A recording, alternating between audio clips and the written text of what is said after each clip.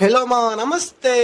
ఇదేంద్రా నాయన ఇట్టుందా అనుకోకండి, ఇది వచ్చేసి పాత చింతకాయల తొక్కు అంటారు మావా దీన్ని. ఇది పచ్చి చింతకాయలు ఉప్పు పసుపు వేసి దంచి పెట్టుకుంటే ఒక నెల పాటు ఇలాగైతే అయిపోద్ది. దీంతో మా అమ్మ చింత తొక్కు పచ్చడి అయితే చేస్తుంది. ముందుగా అయితే తగినంత ధనియాలు, ఎండుమిరపకాయలు, ఆవాలు, మెంతులు, జీలకర్ర ఇవన్నీ నూనె లేకుండా ఒక ప్యాన్ లో దూరగా అయితే ఫ్రై చేసుకోవాలి. ఇవి ఫ్రై అయిన తర్వాత ఒక రోల్ లో వేసుకొని కొద్దిగా ఉప్పు వేసుకొని అయితే దంచుకోవాలంట మా. చాలా మంది మిక్సీలకి అయితే వేస్తూ ఉంటారు, రోల్ లో దంచుకుంటేనే మా సూపర్ టేస్ట్ వస్తుంది. ఇలా పొడిలాగా అయితే చేసుకొని ఆ చింత తొక్కు దీంట్లో వేసి బాగా దంచేయాలి మా. ఆ మసాలా ఆ తొక్కుకి బాగా పట్టేంత వరకు దంచి బాగా కలిపేసి పక్కనైతే తీసి పెట్టుకోవాలి. దాని తర్వాత ఒక ప్యాన్ పెట్టుకొని తగినంత నూనె వేసుకొని దాంట్లో మినపప్పు, పచ్చనపప్పు, ఆవాలు, జీలకర్ర, ఎండుమిరపకాయలు వేసుకొని దొరగా అయితే ఫ్రై చేసుకొని కొంచెం కరేపాకు వేస్తే పట్టపట్టలాడుతుంది మా. ఇంకేం లే, ఇందాక పక్కన పెట్టుకున్న చింతకాయలు తక్కువ వేసి బాగా కలిపేసిన తర్వాత పెళ్లి కూతురు లేకుండా పెళ్లి కొడుకు ఉంటాడా మావా. ఈ చింత తొక్కు కూడా ఇంగువ లేకుండా అస్సలు ఉండలేదు మావా. కొంచెం ఇంగువ వేసుకొని దింపేసుకుంటే